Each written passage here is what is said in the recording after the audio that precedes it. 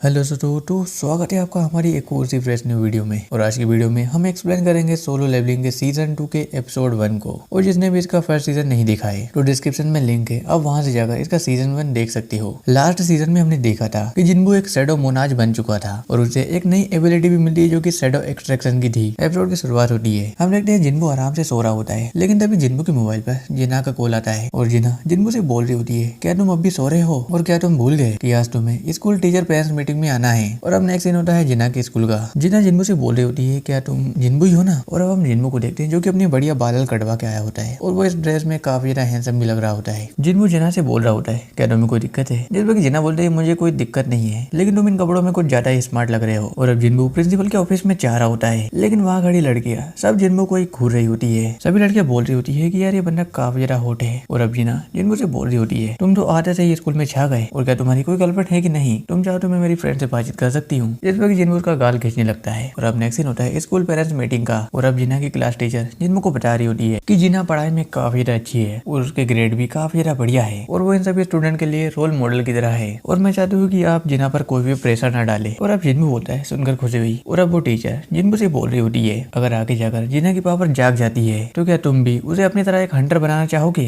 जिस पर जिन्बू टीचर को साफ मना कर देता है। टीचर बोलती है, सुनकर अच्छा लगा। और अब नेक्स्ट सीन में हम देखते हैं सोंगी को, जिसके सामने जिन्बू खड़ा होता है। सोंगी को याद आ जाता है कि ये वही बंदा है जिसके साथ पहले मैंने रेड की थी। और अब जिन्बू सोंगी को एक फोटो दिखाता है और बोलता है, क्या तुम इसे जानती हो। और अब सोंगी बोलती है, क्या तुम जिना के भाई हो। और अब सोंग जिन्बू से बोल रही होती है, मुझे फर्क नहीं पड़ता कि तुम्हें मेरी टीचर ने क्या कहा है, लेकिन मैं हंटर बन के रहूंगी। जिन्बू सोंग को बता रहा होता है, तुमने भले ही हमारी रेड से पैसे कमा लिए हो, लेकिन असल में एक ई रैंक के हंटर को बहुत ही कम पैसे मिलते हैं और मैं तुम्हें हंटर बनने से रोकने के लिए नहीं आया हूँ, मेरे साथ चलो। और अब नेक्स्ट सीन होता है एयरपोर्ट का, जहाँ पर हम मिस्टर बुजिन को देखते हैं। और अब मिस्टर बुजिन बोलते हैं, तुम्हारा स्वागत है मिस्टर डोंगसू को देखकर आप समझ गए होंगे कि ये कौन है। जैसे कि आपको याद होगा कि सीजन 1 में जिन्बू ने सी रैंक के डंजन में एक बंदे को मारा था जिसका नाम हॉन डोंसू था और ये उसी नॉनसू का छोटा भाई डोंसू है। और अब डोंसू मिस्टर बुजिन से बोलता है, तुम्हें क्या लगता है कि ये कबाड़ से जगह मेरा घर है, इसका मतलब तुम बेवकूफ हो। और अब मिस्टर बुजिन बोलते हैं, तुम यहाँ पर कब तक रुकने वाले हो। इस वक्त डोंसू बोलता है, मैं यहाँ पर कुछ दिनों के लिए आया हूँ अपने जरूरी काम से। और अब मिस्टर बुजिन डोंसू से बोलते हैं, क्या तुम उन दोनों हंटर्स को ढूंढते हुए यहाँ पर आए हो। इस वक्त डोंसू बोलता है, अगर तुम्हें पता है तुम मुझसे सवाल मत पूछो, मैं उन दोनों के साथ क्या करूंगा ये मुझे भी नहीं पता है, और अगर तुमने मुझे रोकने की कोशिश की तो तुम्हें नतीजा तो पता ही होगा। नेक्स्ट सीन में हम देखते हैं चोईजोंग और मिस्टर गोगानी को। चोईजोंग गोगानी को बता रहा होता है, हमने जो जेजू आइलैंड पर रेड की थी हम उसमें बिल्कुल भी सक्सेस नहीं हो पाए और हमने वहाँ पर कुछ ऐसी एंट देखी है जो कि उड़ सकती है। और अब चेयरमैन बोलते हैं, इसका मतलब वो उड़ते हुए हमारे कोरिया भी आ सकती है। और अब चोईजोंग बोलता है, अभी वो दूर तक उड़ नहीं सकती, इसका मतलब ये है कि हमें जल्दी हमारी तैयारी करनी होगी। नेक्स्ट सीन में हम देखते हैं एक डंजन को, वहीं पर हम संगमिन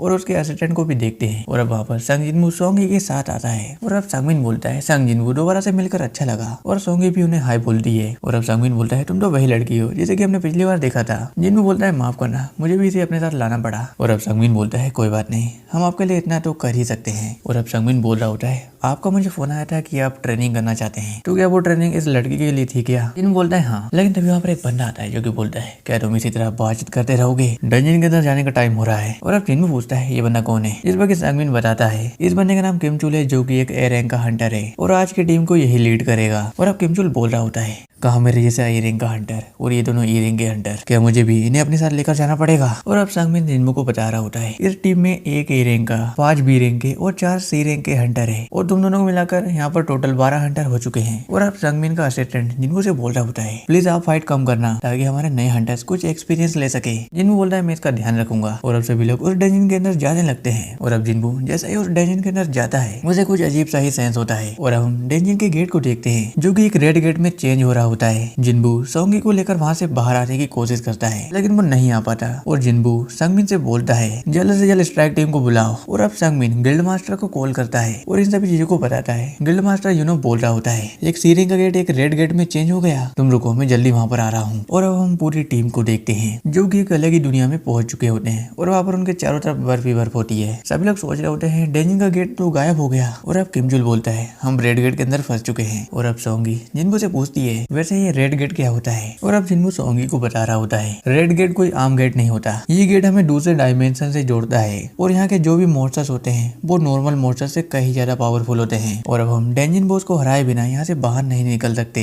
लेकिन तभी उनके ऊपर कोई एरो से अटैक कर देता है जिसकी वजह से कुछ हंटर्स मारे जाते हैं। लेकिन संग जिनवू ने सोंगी को बचा लिया था। और अब हम देखते हैं वहाँ पर कुछ आइस एल्फ होते हैं और इनने ही उन सभी हंटर्स के ऊपर अटैक किया था। जिनवू सोच रहा होता है ये हमसे काफी ज्यादा दूर है, इसलिए बाकी के हंटर इन्हें सेंस नहीं कर पाए। और अब एक आइस एल्फ इशारा करता है बड़ा तुम तो गए, और वो सभी आइस एल्फ वहाँ से चले जाते हैं। और अब किमचुल सभी हंटर से बोल रहा होता है जैसे आप सभी को पता ही होगा कि ये एक नॉर्मल गेट नहीं है, अब ये एक रेड गेट बन चुका है और हम इस डंजन को क्लियर किए बिना यहाँ से कहीं नहीं जा सकते। और मैं यहाँ पर सबसे ज्यादा हाई रैंक का हंटर हूँ, मुझे उम्मीद है कि तुम सभी लोग मेरी बात मानोगे। किमचुल ये भी बोल रहा होता है मैं इतने बड़े ग्रुप को हैंडल नहीं कर सकता, इसलिए मैं अपनी एक अलग टीम बनाऊंगा और मेरा आपसे वादा है जो भी लोग मेरी टीम में आएंगे वो आखिरी तक जिंदा रहेंगे। और अब सभी लोग किमचुल की टीम में जाने लगते हैं, लेकिन किमचुल एक बंदे को मना कर देता है और बोलता है तुम एक सी रैंक के हंटर हो, तुम मेरी टीम में नहीं आ सकते। और किमचुल जिनबू और उस लड़की से भी बोलता है तुम दोनों भी हमारी टीम में नहीं आ सकते क्योंकि तुम्हारी रैंक बहुत कम है। किमचुल बता रहा होता है हमारी दुनिया का 1 घंटा यहाँ पर 1 दिन के बराबर है, जब तक हम डेंजिन बॉस को नहीं हराएंगे ये डेंजिन ओपन नहीं होगा, इसलिए मैं ज्यादा बोझ को अपने साथ नहीं रख सकता। और अब एक लड़की जिनबू से बोलती है क्या मैं तुम्हारी टीम में आ सकती हूँ, जिस पर जिनबू हाँ बोल देता है। और अब वो लड़की जिनबू से बोलती है किमचुल ने उन एरो को नोटिस नहीं किया था, लेकिन तुमने उन आइस एल्फ के साथ साथ उन एरोस को नोटिस कर लिया था, क्या तुम सच में एक ई रैंक के हंटर ही हो ना। और अब किमचुल सभी लोगों को बताता है हम इस रास्ते से जाएंगे। और अब जिनबू बोलता है तो फिर हम जंगल के रास्ते से ही जाएंगे। दोनों ही टीम अपने अपने रास्ते चली जाती है। और अब हम किमचुल को देखते हैं जो कि आगे की तरफ जा रहा होता है, लेकिन तभी किमचुल बताता है उस पेड़ पर देखो ये आइस बेस का इलाका है। और किमचुल अपने मन में ये भी सोचता है उन लो रैंक के हंटर्स की टीम में एक बी रैंक का और 2 सी रैंक के हंटर है, लेकिन मुझे ऐसा क्यों लगा कि वो ई रैंक का हंटर उन सभी का लीडर है। लेकिन तभी वहाँ पर आइस बेस उन सभी के ऊपर अटैक कर देते हैं, लेकिन किमचुल एक आइस बेस के अटैक को डॉज करता है और उसे बीच से ही काट देता है। वही नेक्स्ट सीन में हम जिनवू की टीम को देखते हैं जहाँ पर वो लड़की बोलती है यहाँ पर देखो इस पेड़ के ऊपर पंजों के निशान है, शायद ये आइस बेस का इलाका है। और अब जिनवू बोलता है इसका मतलब ये है कि हमें और आगे बढ़ना चाहिए। और अब वो लड़की बोलती है हमारा यहाँ से वापस जाना ही ठीक रहेगा। और अब जिनवू उन सभी को बताता है ये आइस बेस का इलाका है, इसका मतलब ये है कि हमें यहाँ पर सिर्फ आइस बेर ही मिलेंगे और हमारा सामना उन सभी आइस एल्फ से नहीं होगा। और अब वो लड़की बोलती है इसके बारे में तो मैंने सोचा ही नहीं। और अब जिनवू बोलता है उससे पहले हम सभी को ठंड से बचना होगा। और अब जिनवू अपनी इन्वेंट्री को ओपन करता है और वहाँ से कुछ गर्म कपड़े निकालता है। सभी लोग जिनवू के इस मैजिक को देखकर काफी ज्यादा शौक थे। वो सभी हंटर बोल रहे होते हैं ये तो सिर्फ हाई रैंक के हंटर सिखा सकते हैं। और अब जिनवू उन सभी को गर्म कपड़े देता है। और अब सोंगी जिनवू से पूछ रही होती है कि वैसे तुम हो कौन। और अब जिनवू सोंगी को बता रहा होता है कि तुम मेरी वजह से यहाँ पर आई हो और तुम्हारी रिस्पॉन्सिबिलिटी मेरी है, इसलिए मुझसे कोई भी सवाल मत पूछना और तुम दोनों भी मुझसे कोई भी सवाल मत पूछना। लेकिन तभी जिनवू की पूरी टीम के सामने एक आइस बेयर आ जाता है और जिनवू अपना टाइटल चेंज कर लेता है। वही नेक्स्ट सीन होता है डंजन के बाहर का,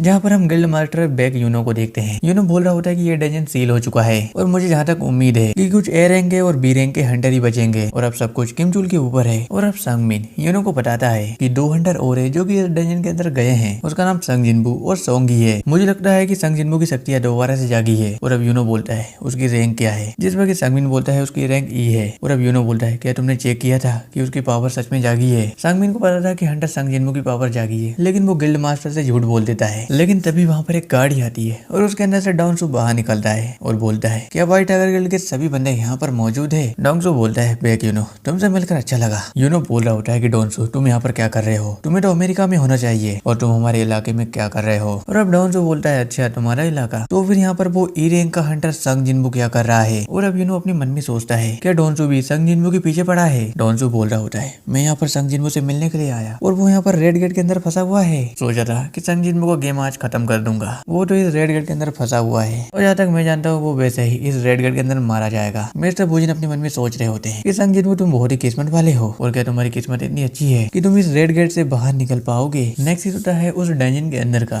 जहाँ पर हम देखते हैं जिनबू ने बहुत सारे आइस बेस को मार दिया होता है और सभी लोग इस चीज को देखकर काफी ज्यादा शौक भी थे। और अब वो लड़की जिनबू से पूछती है असल में तुम हो कौन। नेक्स्ट में हम देखते हैं कि वो सभी लोग आग जलाकर बैठे होते हैं और वो लड़की बोल रही होती है कि संग जिनबू ने सभी आइस बेस को मार दिया, लेकिन फिर भी वो अभी एक्सरसाइज करने क्यों गया है। और अब नेक्स्ट सीन में हम बहुत सारे आइस बेस को देखते हैं जो कि जिनबू की तरफ ही आ रहे होते हैं। और अब जिनबू भी अपने शैडो आर्मी को बाहर निकाल लेता है और उन सभी को ऑर्डर देता है कि इन सभी आइस बेस को खत्म कर दो। और जिनबू के सभी शैडोज उन सभी आइस बेस को बहुत ही इजीली मार रहे होते हैं। और अब हम जिनबू के शैडोज को देखते हैं जो कि मरने के बाद भी दोबारा से रीजनरेट हो रहे होते हैं। उधर जिनबू भी अपने मन में सोच रहा होता है क्या मेरे शैडो सोल्जर दोबारा से रीजनरेट हो सकते हैं, ये तो कमाल की बात है, लेकिन इससे मेरा माना खत्म हो रहा है। लेकिन तभी वहाँ पर उन सभी आइस बेस का लीडर आ जाता है जो कि बस कुछ ही देर में जिनबू के सभी नाइट को खत्म कर देता है और साथ ही में जिनबू का माना भी खत्म हो जाता है। और अब जिनबू इग्रीस को सामने बुलाता है और इग्रीस बस अपने कुछ ही अटैक से उस आइस बेर की हालत खराब कर देता है और इग्रीस उस आइस बेर के सिर को काट देता है और जिनबू के पैरों में लाकर रख देता है। जिनबू अपने मन में सोच रहा होता है अगर पिछली बार इग्रीस ने अपनी तलवार का यूज किया होता होता तो मैं यहाँ पर अभी जिंदा नहीं होता। शायद हम दोनों एक ही लेवल के हैं, लेकिन नहीं, इग्रिस के पास मुझसे ज्यादा फाइट का एक्सपीरियंस है। अब हम नेक्स्ट सीन में किम जुल को देखते हैं जिसकी हालत बहुत ही ज्यादा खराब होती है और हम उसके टीम के मेंबर्स को देखते हैं जिन्हें कि किसी ने मार दिया होता है। किम जुल अपने मन में सोच रहा होता है, मैं व्हाइट टाइगर गिल्ड के पावरफुल एयर रैंक हंटर्स में से एक हूँ और मैं यहाँ पर कैसे हार गया। और हम वहाँ पर बहुत सारे आइस एल्फ को देखते हैं और इन्होंने ही किम जुल की पूरी टीम को खत्म किया था। किम जुल के सामने एक आइस एल्फ आ जाता है जिसे देखकर किम जुल वहाँ से भाग जाता है और अब हम वहाँ पर डंजन के बॉस को देखते हैं और इसी के साथ एपिसोड 1 यहीं पर खत्म होता है। सोलो लेवलिंग के सीजन 2 के एपिसोड 2 में लास्ट एपिसोड में हमने देखा था कि किम जुल की टीम के ऊपर बहुत सारे आइस एल्फ ने अटैक कर दिया था और उसकी पूरी टीम मारी जाती है और किम जुल वहाँ से भाग जाता है। और अब आगे एपिसोड की शुरुआत होती है। हम देखते हैं जिन्मू के सामने बहुत सारे आइस बेस की डेड बॉडी पड़ी होती है और अब जिन्मू बोलता है अराइज। जिन्मू की अराइज बोलते ही वहाँ पड़े सभी आइस बेस के शैडो बाहर निकल जाते हैं जिसे देखकर जिन्मू भी काफी ज्यादा खुश था। नेक्स्ट सीन होता है उस डंजन के बाहर का जहाँ पर गिल्ड मास्टर संगमिन से पूछ रहे होते हैं उन्हें कि कितना टाइम हो चुका है, जिस पर संगमिन बोलता है पूरे 3 घंटे और अब यूनो बोलता है इसका मतलब डंजन के अंदर पूरे 3 दिन बीत चुके हैं। और अब डॉन्सू बोलता है इसका मतलब ये है कि संग जिन्मू भी अब मर चुका होगा और डॉन्सू वहाँ से जाने लगता है। लेकिन अभी डॉन्सू को कुछ याद आता है और वो संगमिन से बोलता है संग जिन्मू तो तुम्हारी गिल्ड का कोई मेंबर भी नहीं है, तो फिर वो इस रेड गेट के अंदर कर क्या रहा है। जिस पर संगमिन बोलता है मेरी उससे बहुत ही अच्छी जान पहचान थी और वो एक रैंक के डंजन को देखना चाहता था, इसलिए मैंने उसे हाँ कर दी। जिस पर डॉन्सू बोलता है अच्छा ऐसी बात है। लेकिन दूसरे पल ही डॉन्सू संगमिन के गले को पकड़कर उसे उठा देता है और अब डॉन्सू संगमिन से बोलता है मुझसे झूठ मत बोलो। लेकिन तभी वहाँ पर बैक यूनो आता है जो कि डॉन्सू से बोलता है मेरे मैनेजर को छोड़ो। जिस पर डॉन्सू बोलता है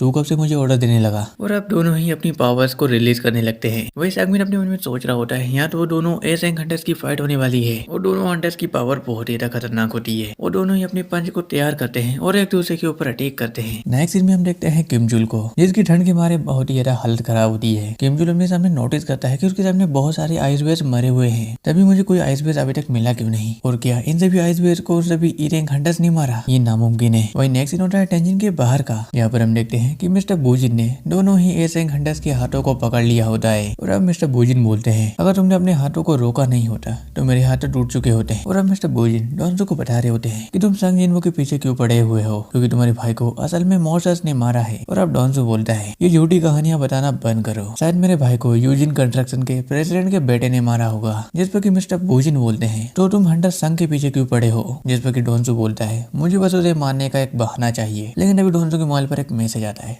और डॉन्सू वहां से चला जाता है। और अब संगमिन अपने मन में सोच रहा होता है कि हंटर संग जिन्मू क्या कर सकता है, मुझे अच्छे से पता है और मुझे संग जिन्मू पर भरोसा है। वही नेक्स्ट सीन होता है रेड गेट डंजन के अंदर का जहाँ पर जिन्मू की टीम आराम से बैठी होती है। लेकिन तभी वहाँ पर किम जुल आ जाता है जो कि उन्हें देख लेता है। किम जुल अपने मन में सोच रहा होता है इन सभी लोगों के पास इतने सारे सामान कहाँ से आए, गर्म कपड़े और खाने की चीजें, तो अच्छा है इसका मतलब ये है। और अब किम जुल चिल्लाते हुए बोलता है मेरी सारी टीम इसलिए मारी गई क्योंकि उनके पास कपड़े और खाने के सामान नहीं थे। और अब किम जुल बोल रहा होता है तुम लोगों ने मेरी टीम से कपड़े और खाने की चीजें छिपाई, इसकी सजा तुम्हें भुगतनी होगी। और कौन है वो गद्दार जिसने की ये सब किया। और किम जुल का शक पार्क इन पे जा रहा होता है। किम जुल बोलता है अगर मेरे 3 गिनने तक किसी ने भी एक्सेप्ट नहीं किया तो मैं यहाँ पर सभी को मार दूंगा। और अब किम जुल बोलता है मुझे पता है ये किसने किया, उसका नाम संग जिन्मू है। और अब किम जुल उन सभी के ऊपर अटैक करने आ रहा होता है। लेकिन तभी वहाँ पर जिन्मू आता है जो कि अपनी एक अटैक से किम जुल को बहुत ही दूर फेंकता है और किम जुल बेहोश हो जाता है। और अब जिन्मू किम जुल से बोल रहा होता है कि तुम्हारी टीम के मरने के जिम्मेदार ये लोग नहीं है। और किम जुल अपने साथ इन लोगों को भी ले आया। और अब जिन्मू बोलता है चलो सामने आओ, मैं तुम्हारी मैजिक पावर को सेंस कर सकता हूँ। लेकिन तभी वहाँ पर बहुत सारे आइस एल्फ अपीयर हो जाते हैं और तभी वहाँ पर डंजन का बॉस भी आ जाता है। और बॉस बोलता है इस चीज पर यकीन नहीं किया जा सकता,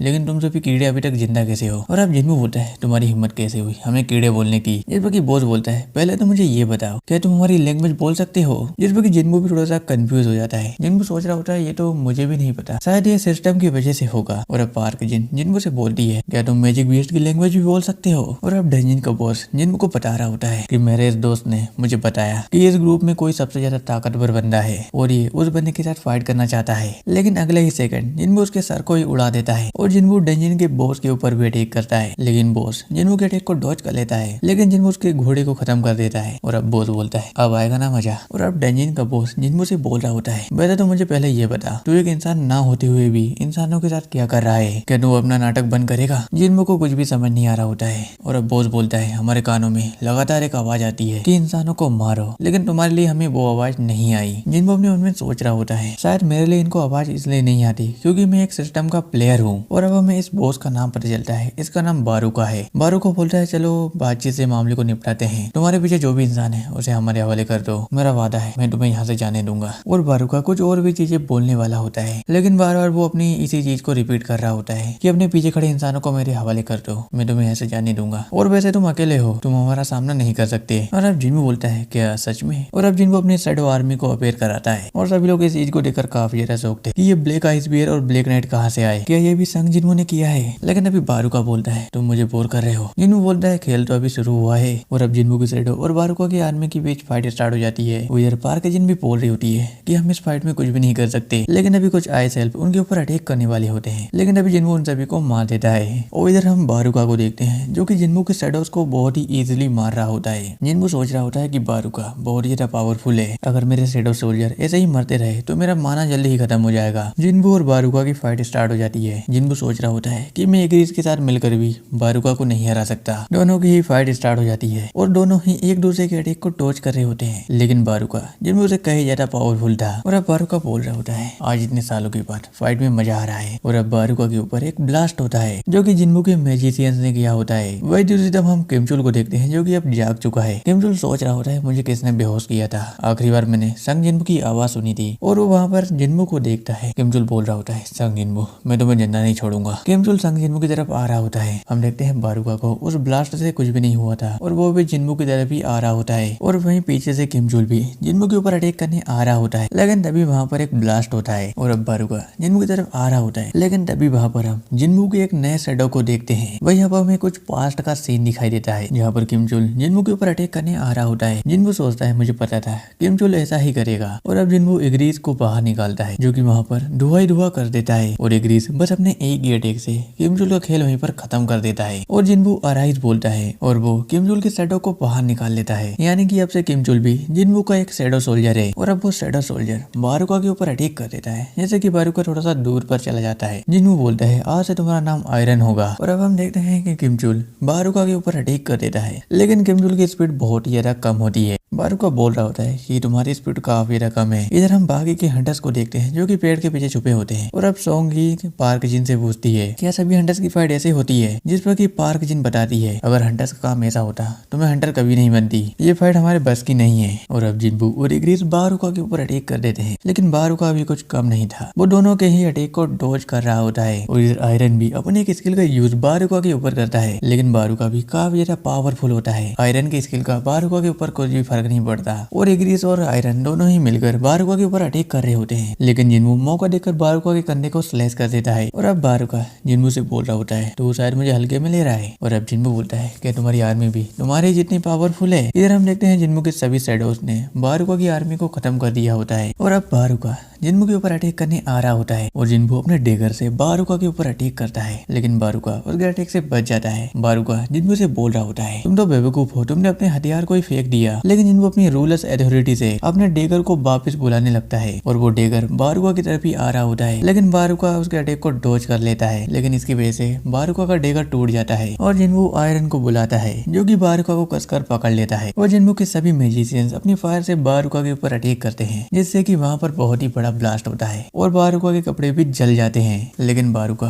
अपने अटैक से आयरन को मार देता है। बारूका बोल रहा होता है तूने मुझे हल्के में लिया। लेकिन तभी बारूका की बॉडी स्लैश होने लग जाती है क्योंकि जिन्बू अपने स्टेल्थ मोड में था और वो अपना डेगर बारूका की बॉडी में घुसा देता है। जिन्बू बोलता है ये फाइट यहीं पर खत्म होती है, जिस पर कि बारूका बोलता है ये फाइट खत्म नहीं हुई। और पीछे से आयरन जो कि दोबारा से रीजनरेट हो चुका था वो बारूका के ऊपर अटैक कर देता है। और अब जिन्बू बोलता है मैंने कहा था ना ये फाइट खत्म हो चुकी है। लेकिन हम अब आयरन को देखते हैं जो कि बार बार बारूका को मार रहा होता है, जिस पर कि जिन्बू बोलता है वो मर चुका है। और अब जिन्बू आयरन से बोलता है तुम्हारे अंदर दिमाग की कमी है। और अब आयरन एग्रीज की तरफ देखता है, लेकिन एग्रीज भी अपना सिर घुमा लेता है। और अब आयरन बाकी शैडोज की तरफ देख रहा होता है और काफी ज्यादा खुश होता है कि उसने बारूका को मार दिया। और जिन्बू के बाकी शैडो मैजिशियन भी काफी ज्यादा खुश थे। जिन्बू बोल रहा होता है मैंने बेवकूफों की आर्मी पाल रखी है। और अब जिन्बू सभी हंटर्स की तरफ जा रहा होता है। और अब पार्क जिन्बू से बोलती है क्या सब खत्म हो गया, जिस पर जिन्बू बोलता है हाँ अब हम घर जा सकते हैं। और वहाँ का डंजन भी ओपन हो जाता है और सभी हंटर्स भी काफी ज्यादा खुश थे। और अब जिन्बू बोलता है बाहर जाने से पहले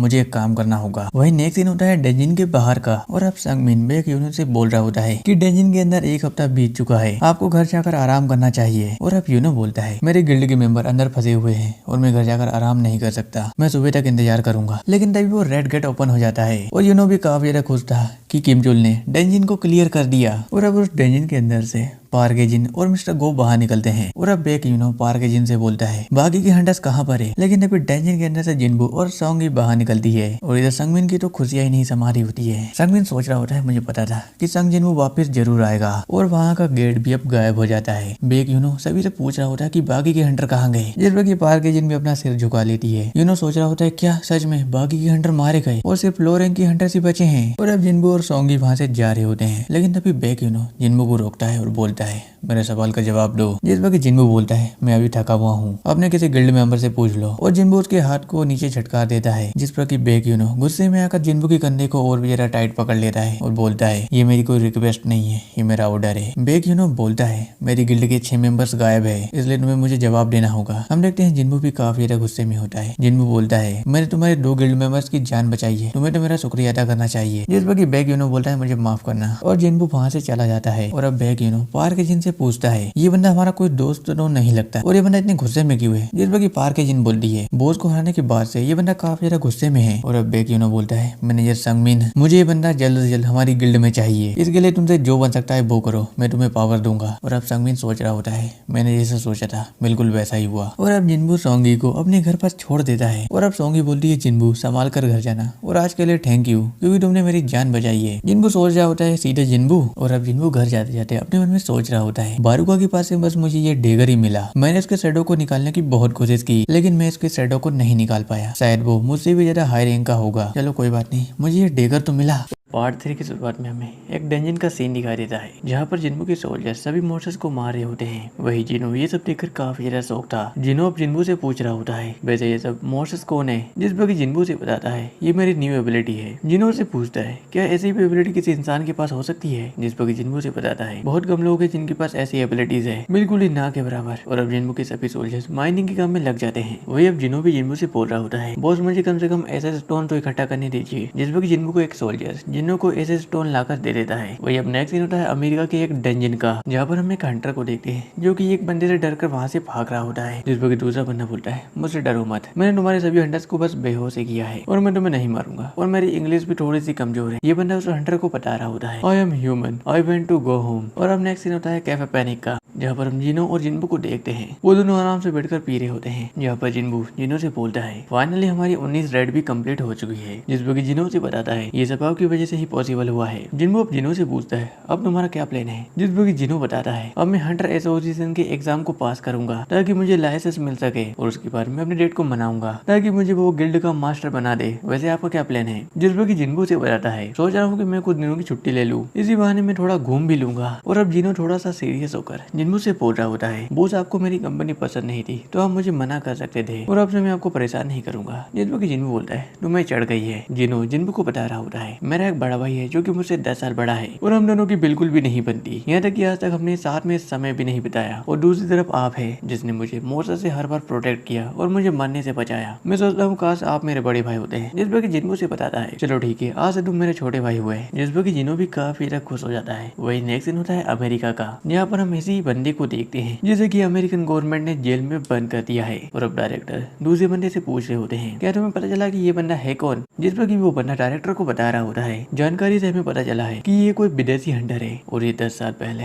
डंजन के अंदर फंस गया था और इसे हाल ही में एक निकलने का रास्ता मिला जो कि इसे सीधे अमेरिका ले आया। जिस पर कि डायरेक्टर बोलते हैं ये पॉसिबल नहीं हो सकता, ये शायद कोई मैजिक बीस्ट भी हो सकता है और क्या तुम्हें और कुछ जानकारी मिली। जिस पर कि ये बंदा बताता है इसका कहना है कि इसे इंग्लिश नहीं आती और हम एक ट्रांसलेटर का इंतजार कर रहे हैं जिससे कि हम इससे बाकी की जानकारी भी ले लेंगे। जिस पर कि डायरेक्टर बोलते हैं अगर इसने हमारे ऊपर हमला किया तो। जिस पर कि वो बंदा बोलता है इसके लिए मैंने स्क्वेंजर गिल्ड से हेल्प मांगी है। डायरेक्टर बोलते हैं तुम्हारा मतलब क्या होन डॉन्सू से। और अब नेक्स्ट सीन होता है कोरिया का, जहाँ पर हम जिन्बू को देखते हैं और अब जिन्बू जिना से बोल रहा होता है मैं एक हफ्ते के लिए बाहर जा रहा हूँ। जिस पर कि जिना बोलती है तुम अभी भी तो अपने काम से लौटे थे, अब तुम वापिस अपने काम पर जा रहे हो। जिस पर कि जिन्बू से बताता है मेरे पास काम ही इतना है। जिना उसे ये भी पूछती है वैसे तुम्हारा नया दोस्त है कौन। जिस पर कि जिन्बू उसकी बातों को इग्नोर करते हुए वहाँ से चला जाता है। वही अब नेक्स्ट दिन होता है डीमन कासल का और अब जिन्बू उस एस रैंक के डंजन के पास आ जाता है जहाँ पर जिन्बू अपने मन में सोच रहा होता है जब मेरी पिछली बार फाइट सेब्रा से हुई थी तब मेरा लेवल 20 था, लेकिन अब मैं उसे 3 गुना ज्यादा पावरफुल हूँ। जिन्बू उस गेट के अंदर आ जाता है जहाँ पर जिन्बू के सामने एक और विंडो ओपन होती है जिसमें कि उसे एक और मिशन दिया जाता है। उस मिशन में लिखा होता है जिन्बू को 10,000 मॉन्स्टर्स की सोल को इकट्ठा करना होगा। जिन्बू भी ये सब सुनकर शौक था और अब हम जिन्बू के सामने बहुत सारे मॉन्स्टर्स को देखते हैं। जिन्बू भी उन सभी मॉन्स्टर्स को मारने के लिए तैयार हो जाता है। वही हम नेक्स्ट में जिनो और जिनो के फादर यो को देखते हैं। वही अब जिनो के फादर जिनो से बोल रहे होते हैं क्या तुम गिल्ड मास्टर बनना चाहते हो, जिस पर जिनो बोलता है हाँ। और अब जिनो के फादर बोलते हैं तुम्हें पता है कि जिनसंग भी इसी काम के पीछे पड़ा हुआ है, तुम फिर भी गिल्ड मास्टर बनना चाहते हो। जिस पर जिनो ने बता रहा होता है जिनसंग किसी बाहर के हंटर को गिल्ड का मास्टर बनाना चाहता है जो कि हमारे लिए बिल्कुल भी ठीक नहीं है। और अब जिनो के फादर बोलते हैं क्या तुम इस बंदे को जानते हो जिसका नाम हंटर संग जिन्बू है, वो ये तुम्हारे स्ट्राइक टीम में भी था। जैसे कि तुम्हें पता ही होगा ये हंटर संग जिन्बू डबल ए डंजन से बचकर बाहर निकला था और वो उस डी रैंक के डंजन जहाँ पर ताइसिकंग बी रैंक का हंटर मारा गया था। जिन्बू वहाँ से भी बचकर बाहर निकल गया। यहाँ तक कि उस सी रैंक के डंजन जहाँ पर डोंगसू की पूरी टीम मारी गई वहाँ से भी हंटर संग जिन्बू जिंदा बाहर निकला था। और हाल ही में हुए एक और इंसिडेंट जहाँ पर व्हाइट टाइगर गिल्ड की एक टीम जो कि रेड के डंजन में फंस गई थी, उस डंजन को भी हंटर संग जिन्बू ने क्लियर किया था और तुम्हें ये गिल्ड का लाइसेंस भी उसी की बदौलत मिल रहा है। क्या मैंने सही कहा? और अब जिनो अपने फादर से बोलता है लेकिन मैं फिर भी चाहता हूँ कि आप गिल्ड का मास्टर मुझे बनाएं, जिनसंग पर मुझे भरोसा नहीं है। जिस पर जिनो के फादर बोलते हैं चलो ठीक है मैं तुम्हें गिल्ड का मास्टर बनाने के लिए तैयार हूँ। और रेड के डंजन के पास से ही व्हाइट टाइगर गिल्ड संग जिन्बू के पीछे पड़ी हुई है ताकि वो उसे अपनी गिल्ड में ज्वाइन कर सके। अगर तुम हंटर संग जिन्बू को हमारी गिल्ड में ले आते हो तो मैं तुम्हें गिल्ड का मास्टर बना दूंगा। जिस पर जिनो भी मान जाता है। और अब नेक्स्ट सीन होता है डीमन कासल का जहाँ पर हम देखते हैं जिन्बू ने बहुत सारे मॉन्स्टर्स को मार दिया होता है। और अब जिन्बू बोल रहा होता है दुख की बात यह है कि मैं इन सभी मॉन्स्टर्स के शैडो को एक्सट्रैक्ट नहीं कर सकता, शायद मेरी पूरी मेहनत खराब गई। लेकिन तभी जिन्बू के हाथों में एक पेपर आ जाता है जो कि अगली फ्लोर का एंट्री परमिट था। और अब जिन्बू दूसरे फ्लोर के डोर की तरफ जा रहा होता है। और अब जिन्बू बोल रहा होता है ये डंजन काफी ज्यादा बड़ा है तो यहाँ पर पैदल चलना बेवकूफी होगी। और अब जिन्बू अपने एक सोल्जर को बाहर निकाल लेता है। पूरी सोल्जर उन्हीं आइस बेयर्स का लीडर है। तो अब जिन्बू के सामने बहुत सारे मॉन्स्टर्स आ जाते हैं। जिन्बू उस आइस बेयर के ऊपर बैठकर आगे की तरफ जाने लगता है और वो आइस बेयर उन सभी मॉन्स्टर्स को मारते हुए आगे बढ़ रहा होता है। जिन्बू बोलता है ये तो बिल्कुल एक टैंक की तरह काम कर रहा है और आज से इसका नाम होगा टैंक। वही नेक्स्ट दिन होता है हंटर्स गिल्ड का जहाँ पर हम देखते हैं सभी हंटर अपनी ट्रेनिंग कर रहे होते हैं। वहीं पर हम चाइन को भी देखते हैं जो कि अपनी ट्रेनिंग कर रही होती है। वहाँ बेटी कुछ लड़कियां बोल रही होती है चाइन काफी ब्यूटीफुल है। और अब हमें कुछ पास्ट का सीन दिखाई देता है जहाँ पर चाइन चोजोंग से बोल रही होती है वैसे तुम उन सभी चीटियों के बारे में लोगों को क्यों नहीं बताना चाहते, जिस पर चोजोंग उन्हें बताता है इससे सभी लोगों में डर का माहौल बन जाएगा। और वैसे भी ये एसोसिएशन का ऑर्डर है, इसी बीच हमारे पास मौका होगा हमारी तैयारी करने के लिए। नेक्स्ट सीन होता है डीमन कासल का और अब हम जिन्बू को देखते हैं जिसने की बहुत सारे मॉन्स्टर्स को मार दिया होता है। जिन्बू अपने मन में सोच रहा होता है मुझे लगा कि ये एक एस रैंक का डंजन होगा लेकिन यहाँ के सभी डीमंस बस बी रैंक के है और ये भी उसी टावर की तरह है और साथ इसमें भी 100 फ्लोर होंगे। जिन्बू उन सभी डीमंस को मारते हुए आगे के फ्लोर पर जा रहा होता है। और अब जिन्बू फाइनली 1000 डीमंस की सोल को इकट्ठा कर लेता है। अब हम देखते हैं जिन्बू के सामने बहुत सारे मॉन्स्टर्स खड़े होते हैं और उन सभी डीमंस के पीछे उनका बॉस होता है जिसका नाम वोल्कन है। और अब जिन्बू अपने सोल्जर्स को भी बाहर निकाल लेता है। वही अब नेक्स्ट सीन होता है जिन्बू के घर के बाहर का जहाँ पर हम संगमिन को देखते हैं जहाँ पर ऐशिन संगमिन से पूछ रही होती है कि तुम्हें हंटर संग मिले, जिस पर कि संगमिन उसे बताता है हमें हंटर संग की सिस्टर मिली थी जिन्होंने हमसे कहा कि वो किसी ट्रिप पर 1 हफ्ते के लिए बाहर गए हैं, जिस पर कि ऐशिन बोलती है हमारा यहाँ आना बेकार हुआ। संगमिन उसे बता रहा होता है हंटर संग ने किसी भी रेड को भी नहीं ज्वाइन किया है और पिछली बार हमने उन्हें शहर के बीचों बीच डिटेक्ट किया था और जब से वो वहाँ से गायब है। वही अब नेक्स्ट दिन होता है डीमन कासल का जहाँ पर जिन्बू अपने सभी सोल्जर से बोल रहा होता है तुम इन सभी डीमंस को संभालो, बॉस को मैं संभालूंगा। और अब जिन्बू की सोल्जर और उन सभी डीमंस के बीच फाइट स्टार्ट हो जाती है। वही अब जिन्बू भी अपने मन में सोच रहा होता है वैसे इन सभी का बॉस अभी भी बैठा हुआ क्यों है, लेकिन जिन्बू की पलक झपकते से ही वोल्कन वहाँ से गायब हो जाता है और अपने एक ही अटैक से जिन्बू के बहुत सारे सोल्जर्स को मार देता है। लेकिन ये बात जिन्बू को पसंद नहीं आती। जिन्बू वोल्कन को एक बहुत ही जोरदार पंच मारता है जिससे कि वोल्कन बिल्डिंग्स को तोड़ते हुए बहुत ही दूर जाकर गिरता है। वही जिन्बू भी ये सब देखकर काफी ज्यादा शौक था, मैंने तो बस इसे एक पंच ही मारा था और ये इतनी दूर कैसे गया, क्या मेरी पावर इतनी बढ़ चुकी है। लेकिन वही वोल्कन भी जिन्बू के ऊपर अटैक करने आ रहा होता है और अब जिन्बू आयरन से उसके शील्ड मांगता है और जिन्बू शील्ड की मदद से वोल्कन के सभी अटैक को डॉज कर रहा होता है। वही जिन्बू भी अपने मन में सोच रहा होता है वोल्कन काफी ज्यादा फास्ट है और मुझे कोई ना कोई मौका ढूंढना होगा। वही अब जिन्बू को भी अटैक करने का एक मौका मिल जाता है। जिन्बू अब वोल्कन के ऊपर अटैक करने जा रहा होता है लेकिन वोल्कन ने जिन्बू के मूव को पढ़ लिया होता है। वोल्कन भी जिन्बू के ऊपर अटैक करता है लेकिन जिन्बू अपनी रूलर अथॉरिटी की हेल्प से अपने आप को बचा लेता है। वही जिन्बू सोच रहा होता है वोल्कन काफी ज्यादा फास्ट है और अब मुझे इसके किसी वीक पॉइंट पर अटैक करना होगा और इसका वीक पॉइंट है इसकी आंखें। वही अब जिन्बू आगे की तरफ भागना शुरू कर देता है। वोल्कन भी उसके पीछे आ रहा होता है और अब जिन्बू एक बिल्डिंग के ऊपर चढ़ जाता है लेकिन वोल्कन काफी ज्यादा मोटा होने के कारण उस बिल्डिंग से जाकर टकरा जाता है। वही अब जिन्बू भी अपनी स्पीड को बढ़ा लेता है और अपने एक ही अटैक से वोल्कन को वहीं पर खत्म कर देता है। और अब वोल्कन के मरने पर जिन्बू को बहुत सारे रिवॉर्ड मिलते हैं। और अब नेक्स्ट सीन होता है अमेरिकन हंटर्स ब्यूरो का, जहाँ पर अब डोन्जो भी पहुंच जाता है। डोन्जो बोल रहा होता है क्या तुम ही हो वो मैजिक बीस्ट जिससे मुझे पूछताछ करनी है। वैसे इस बंदे का नाम सांगिलवान है। सांगिलवान बोलता है मैं कोई मैजिक बीस्ट नहीं हूँ, चाहो तो तुम मेरा डीएनए टेस्ट भी करवा सकते हो। डोन्जो बोलता है चुप रहो, तुम्हारी वजह से मुझे अपनी छुट्टियां छोड़कर यहाँ आना पड़ा। और अब सांगिलवान डोन्जो से पूछता है वैसे कि तुम मैजिक बीस्ट और मोसेस के बारे में कितना कुछ जानते हो। जिस पर कि डोन्जो बोलता है तुम्हारा मतलब क्या है। जिस पर कि सांगिलवान उसे बताता है इस दुनिया में एक बहुत ही बड़ा डिजास्टर आने वाला है जिससे कि पूरी ह्यूमैनिटी नहीं लड़ पाएगी और मेरा काम है उस डिजास्टर को रोकना। जिस पर कि डोन्जो बोलता है चुप रहो, क्या तुम्हें पता भी है कि इस दुनिया में कितने हंटर्स हैं, अगर सब एक साथ हो जाए तो हम उस डिजास्टर को हरा सकते हैं। जिस पर कि सांगिलवान बोलता है बिल्कुल भी नहीं, तुम उसे छू भी नहीं सकते, सब बहुत ही बुरी तरीके से मारे जाएंगे। और अब डोन्जो सांगिलवान की रिपोर्ट को पढ़ रहा होता है और अब डोन्जो बोलता है क्या तुम्हारा कोई बेटा भी है, क्या उसका कोई नाम है। जिस पर कि सांगिलवान बोलता है उसका नाम जिन्बू है और वैसे तुम मुझे इतना घूर क्यों रहे हो। और अब डोन्जो सांगिलवान को बताता है कि तेरा बेटा जिन्बू अब मर चुका है और अगर तुझे उसके पास जाना है तो मैं तुझे अभी पहुंचा देता हूँ। और अब दोनों ही अपनी पावर्स को रिलीज करने लगते हैं। वही अब नेक्स्ट सीन होता है डीमन कासल का, जहाँ पर हम डीमंस की बहुत ही बड़ी आर्मी को देखते हैं। वही उन सभी के सामने जिन्बू के सोल्जर्स होते हैं, लेकिन वही हम जिन्बू को देखते हैं जो कि बॉस के पीछे खड़ा होता है। जिन्बू से बता रहा होता है क्या तुम बस इतना ही कर सकते हो। वो ये लड़ाई बस एक तरफा थी। जिन्बू अपने एक ही अटैक से उस बॉस को वहीं पर खत्म कर देता है और अब जिन्बू को बहुत सारे रिवॉर्ड और 2 बार लेवल अप भी मिलता है। वही अब नेक्स्ट सीन होता है अमेरिका का, जहाँ पर हम एक बड़े से ब्लास्ट को देखते हैं जो कि एक बिल्डिंग में हुआ था। वही अब डायरेक्टर एक बंदे से बोल रहे होते हैं मैंने सुना था कि ऐसे एक हंटर की फाइट पूरे देश को तबाह कर सकती है और आज मैंने ये देख भी लिया, लेकिन मैं विश्वास नहीं कर सकता कि डोंगसू एक पल भी नहीं टिक पाया और ये फाइट भी बहुत ही जल्दी खत्म हो गई। नेक्स्ट सीन होता है डीमन कासल का, जहाँ पर अब जिन्बू बोल रहा होता है मेरे पास अब खाना भी खत्म हो चुका है, अब शायद मुझे जाना होगा। वही अब जिन्बू अपने रिपोर्ट के बारे में बता रहा होता है कि मुझे वोल्कन से ये बाली मिली और मेटर से ये मुझे हार मिला